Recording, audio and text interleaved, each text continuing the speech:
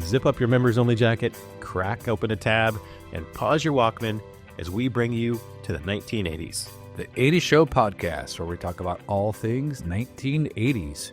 From movies to TV shows, music and stars, fads and fashions, we'll talk about anything and everything to do with the 1980s.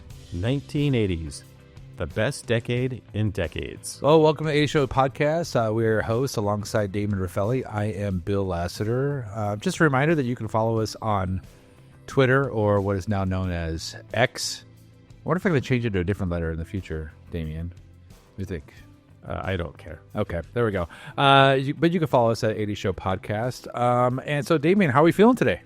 Feeling great. I'm really excited, especially about our segments today. We've got some fun segments. Yeah, we're going to kick it off today with a Karate Kid throwback. We're going to ask the deep question, who was the real villain in the Karate Kid? And after that, we're going to be talking about 1980s sitcoms. Who are the top parents from different sitcoms?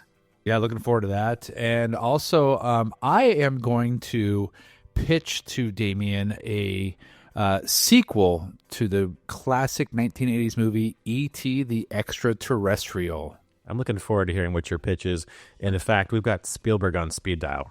Oh, can't wait to pitch it to him, too. So, and of course, at the 80 Show Podcast, we have a new sponsor this week. Blockbuster Video. Wow, what a difference. Blockbuster Video. Now this is a video store. And this is a great movie. Bruce Willis stars in Die Hard. Available on video cassette from CBS Box Home Video. Die Hard. What a difference. Blockbuster Video. All right, our first segment of the episode today is about the Karate Kid classic 1984 movie. We're going to ask ourselves, who was the real villain in the Karate Kid? And before we jump into our deep dive into philosophical expose of who the real villain is, that's good. We're going to be talking about a little bit about the movie itself. So as you just mentioned, Bill, it was released in the summer of 1984. Yep. The year of PG-13 movies. Yeah, PG-13 was the first time that came out with Red Dawn. With our favorite movie, Red Dawn. Cue Wolverine's clip. Wolverines. It was number 4, Karate Kid, at the box office. Oh, wow. Okay. All right. And do you want to take a guess what the budget was for the movie? In 1984 dollars. At least $87. It was at least $87. That's right. That's correct. Yep. It was actually, I was surprised when I looked this up. It was only an $8 million budget, even for the 80s. That wasn't very much. Wow. I guess Mr. Miyagi got shortchanged on that. That's okay. All right. Poor Pat Morita. We're going to make it short jokes already. All right. But it braked in $91 million at the box office, which, like I said, brought it to number 4. So it's a huge return, which is why we saw a few different sequels, not counting the ones with Will Smith's kid. What his name is? Willow Smith? Raymond. It doesn't matter. I don't know. It doesn't matter. They're not part of the canon. Yeah. But then, of course, Cobra Kai, the TV show, which I know you loved. Oh, I love that show. It's just it's if you have not seen Cobra Kai and you are a fan of the 1980s, you have to watch the entire series. It was so well done. Yeah. Another great 80s reboot. And it wasn't a remake. It was true. It was actually more of a sequel, right? And for sure. Extended the universe, and it picked up where the Karate Kid, the real Karate Kid movies left off. In fact, didn't you run into a couple of the cast members from the Cobra Kai TV show? I did. I ran into Samuel LaRussa, who plays Daniel. I think her name is Mary Mauser. I ran into her, and Tanner Buchanan, who plays Robbie in the series. I ran into them at Johnny Disney World. Son. Yeah. Very nice people. Very stead, and took pictures. I told them, that I do an 80s Show podcast, and they thought it was great. And so, very nice, very cool to run into them. Yeah, and if they're listening, hey, give us a call on our 800 number. That's right. Or at least put something on Instagram or something like that. With your millions of followers. So I know 84 was a big movie year, right, Damien? Yeah. So you want to run this down a little bit? It was huge for classic 80s films.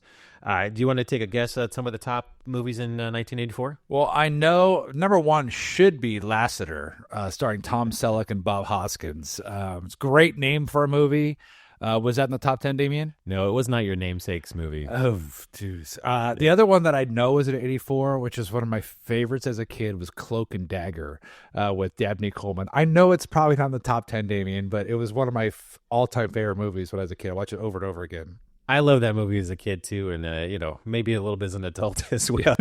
I've watched that movie at least 10 times. It didn't do very well at the box office, but in my heart, it's one of the top movies of 1984. Well, and of course we have Red Dawn, which was the first official PG-13 movie, but I also know that Gremlins was also a PG-13 movie that was released in '84. So was that in the top 10? I actually think Gremlins ended up with a PG rating. I have to Oh, yeah, verify right. that. Okay, Yeah, okay. probably should have been PG-13. But yeah, that was number 3 at the box office in 1984. Wow, okay. So just beat out Karate Kid. Gotcha. So what else was in the top 10 there, Damien? So a couple more classics. Ghostbusters was number 1. Oh, of course, Ghostbusters. Yep. Top performing movie at the box office. There you go. And following that was Indiana Jones and the Temple of Doom. Oh, yeah, number 2. So you know what? Indiana Jones Temple of Doom, it was the second movie in the franchise, but it was actually a prequel to Raiders of the Lost Ark. That's blowing my mind right now. I can't wrap my head around that. All right, what else is in the top 10, Damien? Well, a 1980s 80s show podcast favorite would be Police Academy with our buddy Steve Guttenberg. Yep, Steve Guttenberg. We've covered on the show before. And then another classic, Footloose. You know, that's a movie I have never seen. It's an 80s classic movie, but I've never seen Footloose. You've never seen Footloose? Never seen it. Maybe we should watch that. Maybe I should watch that, and we should do an update on the episode later on. That'd be a great movie. I'd really love to hear, what you think of it watching it as an adult now. Yeah. Because I saw it as a kid, but since you haven't, but let's talk about Beverly Hills Cop. Another classic movie came in at number 7. Man, you know what's funny is all these movies you're mentioning, Ghostbusters, Indiana Jones, even Gremlins, Karate Kid, Police Academy, they've all had sequels because they did so well in '84. Like, we got to make a sequel, right? Yeah, in fact, we had just Axel F come out not too long ago on Netflix, which is a more modern. That was fun. That was a fun one. Sequel. A couple other movies. One of my favorite Michael Douglas movies, Romancing the Stone. Oh, yes, and Danny DeVito's in that one too, and they made a sequel of that one as well. Splash with Tom Hanks. Oh, there we go. Yeah, was Daryl Hannah? Daryl Hannah. That's right. And then, of course, Purple Rain. Oh, there we go. Yeah, Purple Rain. Prince, who almost lost to the Super Bowl Shuffle for Best Song of the Year and Grammys. Which is great. Yeah, we'll just say that Prince probably was a good call to stay in music. Yeah, for sure. Well, pretty cool, man. Another classic, one more classic here that they definitely wouldn't be able to remake in today's day and age. Revenge of the Nerds. Oh, Revenge of the... Oh, yeah, and there was a sequel to that one, too. Yeah, they could not... Yeah, that would be very risque to make that movie today. Some of the things I remember from that movie. Yeah, I would love to see a remake, but it's not going to happen. For sure. All right. So, Damien, thank you for giving us an update on 84 movies. I mean, we could do a whole season on movies from 1984 in the 80 Show podcast. Absolutely. Maybe we will. All right. So, Damien, where our debate today is who is the real villain of the original Karate Kid movie? And I'm going to let you start because I know you've got an affinity for one of the characters in the show. Yeah. So I'm going to take the classic route here and say Johnny was the real villain in the movie. All right. And I was an East Coast kid, grew up, a very similar age to Daniel in the movie. Well, wasn't Ralph Macchio like 40 when they filmed? I think he was. He still looks like he's a teenager. I know. Yeah, that guy has amazing genetics. And I grew up on the East Coast. We moved around a lot. I got bullied, so I definitely have an affinity and bully. Okay, go ahead. So I definitely think Johnny, he's the instigator, right? He started everything. He sees a new kid coming to town. He's got the East Coast accent, doesn't quite dress like California. He's not cool California kid. He's got a little rough around the edges. His mom brings him to school in a station wagon. Yeah, definitely. My mom had his picture. Yeah, for sure. Yeah, for sure. Wasn't quite as cool as Daniel's mom's car. But Daniel just comes in. He's rolling into town. He's all excited to get out to California from New Jersey because there's not a lot of going on in New Jersey. You're coming out to the Tinseltown. He's excited. And he runs into Johnny and his whole crew, and they just bully him. And Johnny makes it like, for some reason, takes offense to Daniel. All he wants to do is bully him and give him a hard time. He thinks he's just doing it the Cobra Kai way. Yeah, well, strike first, strike hard, no mercy, sir. That's right. And as we learn, that's not the right way to go about it. We'll see. So the other thing is, Daniel didn't know karate. And what he did, it was like he had 1 or 2 karate classes back in Jersey when he was a kid, but so he's definitely not some karate expert. We'll say that. But Johnny, True. I think in the movie, was a black belt already in the first karate. He was, yeah, absolutely. Hey, what kind of belt do you have? Canvas. You like? J.C. Penney, 398. No, I didn't mean a belt like that. I meant... Okinawa belt mean no need rope, hold up pants. And, Johnny got this, he's got the blonde hair. He's a classic, quintessential California surfer kind of looking dude, skater kind of guy. He comes from a rich family. We saw a little bit more about that in the Cobra Kai. Yeah, he's got the money. He's got the motorcycles. He's got the fancy, clothes. He's got the cool radio. The cool boombox. Right. Everybody's got to have a cool boombox in the 1980s. Yeah. So I have some other points, but let me throw it back to you and see, what are your thoughts? Who do you think the real villain is? I'm thinking you're going to say Johnny's the real villain too, right? No. So listen, Daniel LaRusso is definitely the real villain of the Karate Kid. And, if you haven't watched How I Met Your Mother, there's a whole episode arc with Barney, who really believes that Johnny is the Karate Kid. Yeah, Barney's definitely a role model. We should be following. Exactly. But listen, hey, Daniel just shows up and steals Johnny's girl out of nowhere. Now, just picture, if you're Johnny, you're at the beach, you're minding your own business, and suddenly this Jersey kid with, I'm going to use the term kid lightly because he's like 40. He starts flirting with Allie there, and basically Daniel is basically the 80s version of a Tinder swiper ruining Johnny's summer. There you go.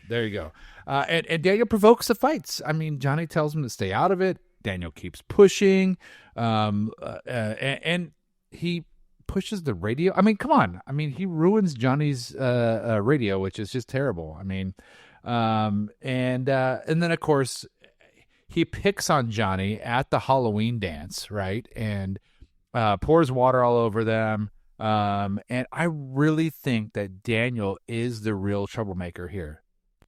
I don't see how Daniel could be a real troublemaker here. He's just trying to fit in. He sees a cute girl, and it's not his fault. Girls like East Coast Italian guys. It's not his fault. There it is, right there. Well, and the other thing that Daniel does is he gets Mr. Miyagi, this world-class fighter, to train him, and Mr. Miyagi is kind of an enabler of Daniel in this movie. He tries to. First of all, he jumps in and he beats up all these teenagers, which he probably should have been arrested. I mean, let's just face it. Miyagi should have been arrested. It was the 1980s, though. You could do anything you want in the 80s. Yeah. You could be 40 and play a 16-year-old. But anyway, the cops would have probably high-fived. Well, if Mr. Miyagi could reach that high, if he could, they would he would have to get on a step stool. But anyway, I just think Daniel was for sure the aggressor in this, and he was. I recently rewatched The Karate Kid, the original, and Daniel is such a whiner in this movie. Like, he's just, I like this girl, and I'm getting beat up, and I mean, it's awful. It really is awful. I will give you that. He does come off as a little whiny bitch. Yeah, yeah. I think that would be the most appropriate term for Daniel in this movie. So. All right, so you're picking Johnny as the real villain. I'm picking Daniel as a real villain. All right, Damien, do you have any alternate theories about who is the real villain of the 1984 classic, The Karate Kid? All right, so I'm just going to take a different look at it, just based on what you were talking about. I'm going to take Mr. Miyagi based on what you're saying, is the real villain. All right, go for it. And I recently did a rewatch because it was inspired by the Cobra Kai movies. I rewatched all the original Karate Kid movies because I wanted to see Silver and some of the other ones that were some of the sequels I had kind of forgotten about. Hilary Swank, go ahead. But if you watch it with kind of in light of modern day times and not looking at it from an 80s kid's viewpoint, Mr. Miyagi was a little creepy. He gave off a little bit, maybe some pedo vibes when you're watching it. Oh, here we go. Wow, you're throwing Mr. Miyagi on the bus here. Okay, I want to hear this. When you first, see Mr. Miyagi, he's working around the apartment complex. He's got his little room in the apartment complex where he does his maintenance work and bonsai tree maintenance, whatever that's called. I know you do. And he's catching flies with chopsticks. It's great. Yeah, he, go ahead. He kind of baits Daniel into coming into his little office, whatever it is, in the office apartments. And, it's a little creepy. Hey, did you fix my bike? Hi. Thank you. Welcome. Yeah, I really appreciate that. Are those real trees? You like see? Come inside.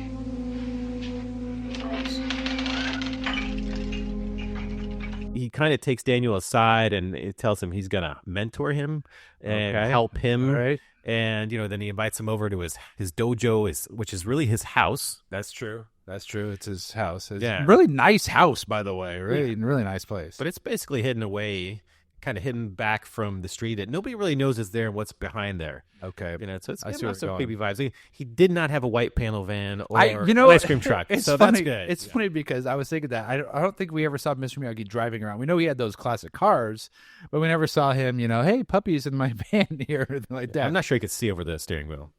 Oh, wow. Okay. All right. Go ahead. Continue, Damien.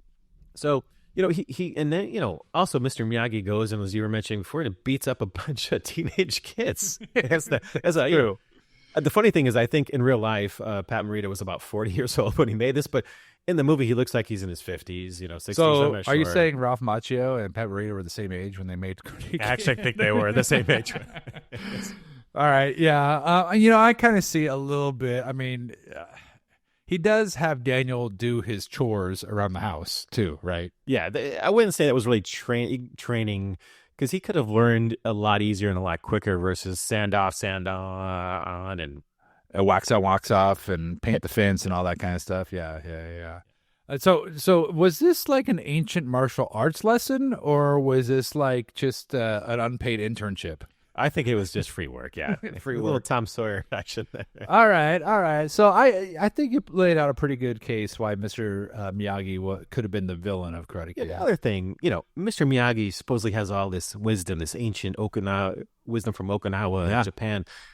He could have just taught Daniel, hey, you know what? Walk away. Be the bigger man. Learn a life lesson as an adult. Because, you can't be in the Cobra Kai, of course, they do this. But, as a real adult, you can't be fighting, dropping a crane kick on your boss because he's bullying you at work. I mean, there's times when I've wanted to, I think. But, yeah, you're right. Just walk away. It's not worth it maybe in every, But he was, the thing is, you're fighting over Ali. I mean, come on, Elizabeth Shue. I mean, you got to do whatever you can. Which I think in the Cobra Kai TV show, it's funny because neither one of them got the. That's true. That's true. So was she worth it? I guess not. And Karate Kid too. They just move on from Ali. He's gonna hook up with some chick in Japan. So Okinawa, technically, or Okinawa. But it would have made it for a pretty boring movie if Mr. Miyagi just gives him a life lesson like, "Hey, you be the bigger man and walk away." And that's true. Would have been a boring movie. Have been like, 20 minutes in, we're done. Okay, all right. And Daniel probably would have just got bullied more. And I agree. All right, so we've got basically three camps here. We've got Johnny being the real villain. We've got Daniel being the real villain. We've got Mr. Miyagi being the real villain. But we also have some lightning round things. Yeah, let's do it. First of all, I say that the ref who didn't call the illegal kick is the actual villain in the movie. Hey, that crane kick was legal. Come on. He televised it. Like, that's the other thing is, like, all you got to do is not run straight into the kick, Johnny. That's all you had to do. Just not run straight into it, All right, who else do you think that was the real villain in Karate Kid, Damien? I mean, definitely they show this a little bit in the movie, and they get a lot more into it in the TV show. But Kreese. Yeah, Kreese was. I mean, I joked earlier about being an enabler. Kreese was definitely an enabler. I mean, he's got all that PTSD from Vietnam, though. So he wanted someone to go fight his fights for him. We do not train to be merciful here. Mercy is for the weak. Another villain might be Kreese's sensei from I think it was Korea in the Cobra Kai show. Right. That guy was a bit of a psycho and kind of, Kreese I think was already unhinged, and then he brought that out more. Yeah. in Kreese. Yeah, for sure. Okay, how about this for the real villain?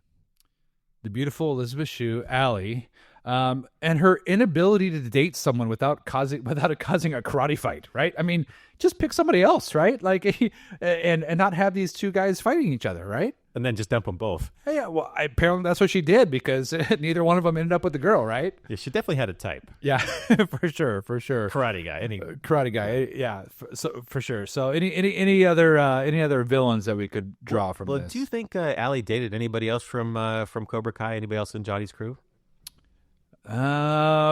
She could have moved on, but I mean, she was dating Johnny, who was the Tri-Valley champion. Tri-Valley champion, and then she moved on to the new Tri-Valley champion with Daniel, and I don't think she'd go for less. Do you think she may be hooked up with either Miyagi or Kreese? Oh, here we go. Well, it sounds like to you like Miyagi was the same age, so yeah, so it's not illegal apparently. All right. Any other villains in this movie? You think? I blame computers. The rise of the computer. All right. Explain this. Because if it was not for computers becoming big in the 80s, and of course it was green screens and dot matrix back then. Yeah. But that's the entire reason that Daniel and his mom moved from Jersey to California. Oh, that's right. She took a job at a computer company. That's right. Yeah. And I don't know if they weren't paying her much or because the real estate market was so much more expensive, but they moved into kind of a little bit of crappy apartments in Reseda. Hey, we've been there. We lived in crappy apartments in college and as a kid, right, David? Actually, those have been pretty nice compared to a lot of places I grew up in. It's true. All right. So, listeners, we want to hear from you. Who do you think is the real villain of the Karate Kid? Is it Daniel? Is it Johnny? Is it Miyagi or one of the other? Daniel's mom. Daniel's mom. I have to admit, like, Daniel's mom reminded me a little bit of my mom, of just like, she's kind of over the top, and she loves her son for sure, but kind of over the top and hi honey and stuff like that. So very classic Italian mom, overbearing, taking him and Allie on the date to the miniature golf, and yeah. She was a little bit overly involved, and it might be a little bit of the reason Daniel got bullied. There we go. All right, so hit us up on Twitter, or you can email us at 80showpodcast@gmail.com and let us know who you think was the real villain of the Karate Kid. Now for our next segment, we're going to be talking about the top 5 sitcom parents from the 1980s. All right, and these are in no particular order. We just decided to go with top 5 parents from the 80s. And first one I'm going to throw out there, Damien, is Jason Seaver, a.k.a. Alan Thicke, from the classic 80s sitcom Growing Pains. I loved the Growing Pains TV show. I watched that every week. Oh, yeah, absolutely. Classic 80s show. So let's just recap a little bit about Alan Thicke's character here. First of all, he was a stay-at-home psychiatrist dad who he worked from home to raise the kids while his wife pursued her career, which is very forward-thinking for the 1980s. Yeah, the fact that she wasn't in the kitchen 24/7, staying home taking care of the kids. There you go. And I think they slept in the same bed, the mom and dad. Like, not like 1950s I Love Lucy, where they're sleeping in separate beds. Although, when I was married, Bill, I will say I would have preferred to have separate beds. There we go. Maybe you should talk to Jason Seavers, your psychiatrist here, Damien. But anyway, Jason, he was the ultimate cool dad who he guided his kids. He used patience and humor. And even though, Mike Seaver, played by Kirk Cameron, was kind of a screw up, he still kept his cool for the most part, and tried to raise his kids the best he can. And remember, they even let Kirk Cameron and Mike live over the garage when he got a little bit older. That's right. That's right. He was a cool dad. Yeah, for sure. Well, the other cool thing is, I don't know if a lot of people know some of the facts about Alan Thicke and his career. What else did he do in the 80s, Damien? Well, he was a musician as well. He was a TV theme composer. That's crazy. So he did a lot of TV themes. Some of the ones that we're very familiar with that were huge in the 80s, Different Strokes. Oh, yeah, absolutely. Facts of Life. Take the good, you take the bad. Take them all, and there you have the Facts of Life. And that was a spin-off, I believe, from Different Strokes. Yeah, Mrs. G. And a game show, which, again, one of the ones I used to watch with my grandmother every week, Wheel of Fortune. Remember when Wheel of Fortune used to, you had to buy things. It wasn't like you didn't get money. They would send you to this room, and then you would buy the things in the room. Right, with the money the quote-unquote money that you won. Right? Yeah.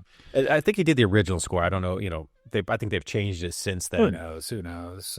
But I am definitely a wheel watcher, just like your grandma.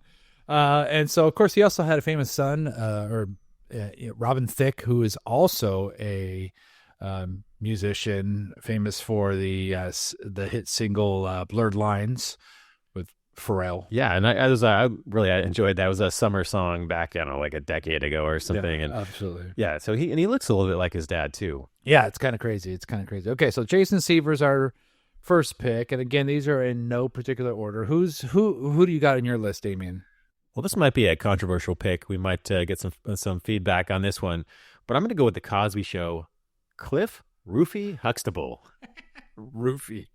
All right. All right. Give your case for Cliff. Well, first of all, Cliff was known for his awesome 80s sweaters. Oh, for sure. I mean, look, Cosby Show was one of the all-time best sitcoms. I watched it every week, loved watching it, the whole family dynamic. But, I mean, Bill Cosby at the time was the man. Yeah, he was America's dad. Yeah, absolutely. And so Mr. Huxtable, he was goofy, but it was a wise dad. Always had, great lessons, life lessons, or, a sandwich ready for his kids or his kids' friends who would come over. And he had a really playful parenting style and made him really iconic. Yeah, I remember one of the things that he used to make for his kids was a bacon burger dog. Burger with a hot dog with bacon. It sounds amazing. That's a real heart stopper. Yeah. Good one. I see what you did there, Damien. All right, why else was Cliff Huxtable a good TV dad? Well, I just say that, he was the perfect TV dad. Like I was saying, he was warm, he was wise, he always had a lesson to teach, and he always made, a fun way and a sweet way to teach those lessons. It's just unfortunate that Bill Cosby, who played Cliff Huxtable, he turned out to be less of America's dad and more of America's Most Wanted. America's dad to America's Most Wanted, for sure. All right, so there's the case for Cliff Huxtable. All right, I'm gonna go with another pick here, Damien. I'm going with, I consider this one of my favorite TV dads of all time, and that's Phil Drummond from of course the classic 1980s TV show Different Strokes. What you talking about, Will? That's right, baby. So now here's the other thing.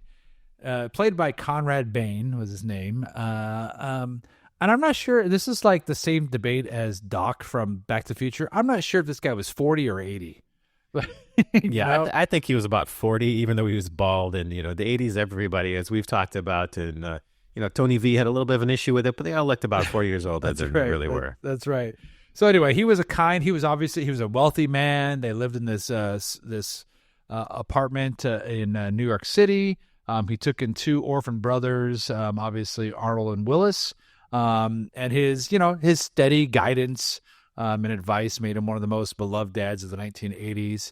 And of course, Mrs. Garrett was also there to help raise the boys during that time. Yeah, before she ditched him and went to Facts of Life. Right. Yeah. Old Roscoe, yeah. Out of that show was born The Facts of Life. And, he was always there for the boys and for the daughter as well. But just a beloved TV parent, TV dad. I will say that those child actors in real life could have used somebody like Philip Drummond to guide them. What was the actress who played is it Dana Plato? Yeah, she had some drug problems, and didn't she rob like a video store? I'm not sure, but I also know that the actor who played Willis, Todd Bridges, also had his issues with the law. Yeah. Yeah. So, but I will give you that Phil Drummond. I think he was a great dad, TV dad. Absolutely. All right, Damon, who you got next? All right. Now, this one, again, I'm going with controversial picks all day today. Oh, here we go. Now, technically, he wasn't a parent, but, neither Phil Drummond was an adoptive parent, right, as well. Yeah, so, I mean, but they still call him Dad, but go ahead. So I'm going to go with Alf. Okay, Alf, which stands for alien life form, in case you didn't know. Yeah, not his legal name. But, Alf, he was a parent figure. He was always home. He was in the house. He kind of took over the household, and kind of assumed the leadership role. He was, of course, a wisecracking, unfortunately, a cat-eating alien. Not unfortunately for me, Damien. I'm allergic to cats, so that's fine. It is, he lived with him, and he did, kind of have his own bizarre parenting style. Maybe it was a cultural thing. Maybe a Melmac, that's the parenting style for the alien children. Yeah. But could you imagine? That'd be kind of fun having an alien living in your house. You got this furry little guy, a little bit crazy, comes off as like an old 80s or a night, actually acted like he was like 80 years old. Yeah, kind of had that style. But he's got all these life lessons that he's got interplanetary life lessons to teach the children. Yeah, I mean, I'm sure he had some lessons from Melmac, his home planet, and from outer space and stuff like that, for sure. Yeah, just keep your pets away from him. Yeah, well, especially your cats. But I'm okay with that. I'm okay with that. It's just less sneezing for me. That's fine. I will say though, I think that's another comedy that probably couldn't get remade in today's day and age. Yeah, probably not. I mean, yeah, for sure. Hey, but we turned out okay, right? We're okay. Yeah, we're totally fine. I mean, only like 20 years of therapy, but that's good. All right. So, so I got one more, and I just realized we did say this is going to be 80s parents, but so far they've all been male figures. Yeah, that's a little bit misogynistic. I wonder, but I think a lot of the 80s shows that the male characters were more in the forefront. And of course, Phil Drummond was not married, right? We did mention Mrs. Garrett, and Elf. I'm not sure he was male. I'm not sure Melmac. If we don't know what the gender identity were. Could be a they/them situation. Who knows?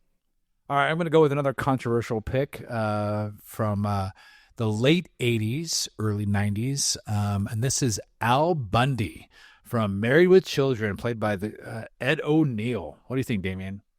I actually like that pick. He's probably more of a realistic pick. Right, yeah, sure. I mean, he represented the everyday dad at that time, I think. He was always grumpy, which was great with his family, especially. His hand down his pants and sitting in front of the TV. That's right. And his humor, it was biting, it was cynical, but he kind of loves his own family in his own unique way. And it really gave him like cult status among TV dads. Absolutely, I think so too. And I would love the whole cast of that show. Oh, absolutely. And in fact, the next door neighbor was from Revenge of the Nerds. Yeah, Ted McGinley. Yeah, that's right. And Al Bundy was the kind of dad who made you realize no matter how bad your own father was, at least he didn't have to sell women's shoes at the end of the day, right? And root against your success. That's right. And he was Polk High School's number one running back from his back in the day. He was definitely glory days back then. Yeah, definitely glory days. So I will say the great thing about him is he set that bar low for 80s parents. That's true. So anyway, we want to hear from you out of those five that we gave you today, whether it's Jason Seaver, Cliff Huxtable, Phil Drummond, Alf or Al Bundy. Who do you think was the best 1980s parent? Or, if you have your own pick. I mean, there was a lot of classic parents from 80s sitcoms. So I'd love to hear other people's ideas too, and maybe throw some others in there as well. That's maybe from Family Ties or something like that. That's right. We'll take your comments at 80showpodcast@gmail.com, or you can hit us up on X/Twitter/Z/ all of the letters of the alphabet. So our next segment is something we've done before. It's about a sequel pitch, right? And we're out here in Southern California, not too far from Hollywood. That's I right. think that makes us qualified to tell Hollywood, what they should be doing, especially for 80s reboots. That's right. Yeah, we're going to tell Hollywood what they're going to do. Is that what we're doing? Yeah, and I've heard Spielberg does listen to our podcast. Unfortunately, it's Jim Spielberg. But Bill, I'm you've been teasing this. You've had an idea for an ET sequel for a while. I haven't heard it yet, so I'm excited to hear what it's going to be. All right. So picture this: a sequel to E.T. the Extraterrestrial, but with a twist. Are you ready for it? It's a crossover with Back to the Future. Wow, I like that. Okay, all right. I want to see where this is going here. Okay. So here's the setup. It's the late 80s. Elliot is now a teenager. He's still holding on to that childhood wonder and probably some unresolved trauma from his buddy taking off, E.T. taking off. Meanwhile, Doc Brown, just down the road in Mill Valley, has perfected the DeLorean's temporal circuitry, right? And one night, the sky lights up over Hill Valley. Who's back? None other than E.T. But here's the deal. He's not alone. Ooh, all right. Yeah, the government is still after him. That's right. So, E.T. reveals to Elliot that his people have been monitoring Earth's timeline, and they detected a major disruption that could spell doom for both Earth and his home planet. Uh-oh. It turns out, guess who? Biff somehow got his hands on a piece of alien tech and accidentally triggered a rift in the space-time continuum. So Biff, he did that already, going back in time, actually he stole the almanac, but then he went forward in time, and he created an alternate universe for us here in our timeline. Absolutely. And remember, he's got alien tech now. So where are the Men in Black when we need them right now? Well, that didn't come out until the mid-90s, so we don't have the Men in Black. But so now it's literally a race against time. See what I did there? Oh, I gotcha. To fix the timeline before Earth gets completely wiped out. So picture this. Marty and Elliot, they are now teaming up to track down Biff, while E.T. and Doc work on recalibrating the DeLorean to close the rift. And the climax is this: a high-speed, gravity-defying chase through Hill Valley, hoverboards, flying bikes, and one very confused E.T. trying to phone home while dodging all these government agencies. Maybe we could throw a little bit of Bill and Ted's in there. Maybe he phones home using a phone booth. Oh, we're going to do a triple crossover. Oh, man. The 80s are always famous for crossover events, crossover episodes and things like that. Now, check this out. This is definitely the pitch, because I want to bring in both Spielberg and Robert Zemeckis. And they would have a field day with this, don't you think, Damien? Oh, absolutely. I love this idea. This is first I'm hearing of it. But, I'm ready. I think we should get a script going right now. I think we should do it. But listen to this. The music is going to be a crossover. So we got to have crossovers, right? Of both Huey Lewis and the News and Devo. What do you think? Oh, that's awesome. I love it. I love it. So Steven Spielberg, not Jim Spielberg, and Robert Zemeckis. There's the pitch. We will take, let's just take a quarter of the proceeds, Damien. What do you think? Yeah, I'm fine with that. A budget of like $400 million, I think. I think we'll give a start. That does it, and we'll just take a quarter of the proceeds and move on from there. But there you go, an ultimate '80s sci-fi adventure crossing the worlds of Back to the Future and E.T. the Extraterrestrial. I think it should be made. I do too. I just have a couple of notes. Okay. Again, because, we're near Hollywood, so notes. You gotta give absolutely. Notes. We've got to bring Drew Barrymore back. Well, that's my ultimate 80s crush is Drew Barrymore, right? Yeah. So that's a given. That's absolutely a given. And it's not creepy because she's about the same age as you are. So that's she's not the same age as me. Yeah. And, I do have a gift for you, Bill, because, I love this so much. Oh, boy. Damien's walking away from the microphone. All right, he's grabbing something out of his drawer. He's throwing something to me. What is... Oh, boy. Oh, it's a bag of Reese's Pieces, E.T.'s favorite candy. Thanks, D-Dog. Hey, you know what? That's just a little gift for you just because you made such a great pitch. And I spent, only $4 on that bag of Reese's Pieces. Yeah, it's worth it for sure. All $4 worth it. It was probably 25 cents back in the day. Yeah, I think it was 25 cents when the E.T. came out. All right, so if you have a better idea for an E.T. sequel, or if you like this one and want to let us know, you can always hit us up on Twitter or at 80showpodcast@gmail.com.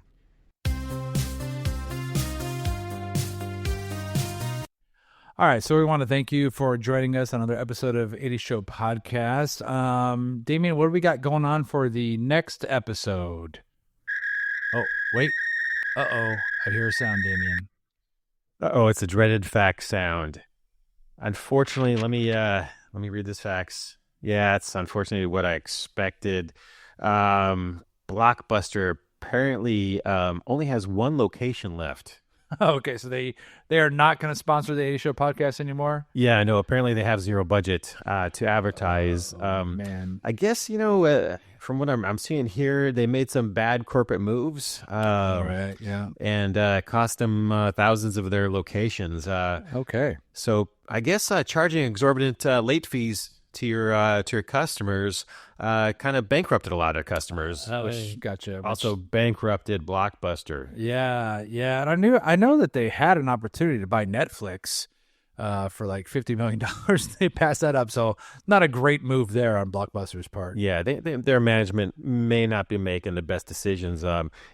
Before they looked at purchasing Netflix, they actually partnered with Enron. Oh, sounds like a wise financial decision right there. Yeah, it was just a year before the Enron scandal broke. They were going to create a video on demand service, and well, R.I.P. Blockbuster Video. So if you're looking to want to be an advertiser on the 80 Show Podcast, you can always hit us up. But David, let's get back to our teaser for our next episode. What do we got going on? Well, first up next in the next episode, we have Bill and Ted Face the Music. That's right. The sequel to the sequel of Bill and Ted's Excellent Adventure. We're going to talk about that. Also, we're going to talk about since we talked about our top 5 sitcom parents today, we focus mostly on dads. Next time, we're going to talk about our top 5 80s sitcom moms.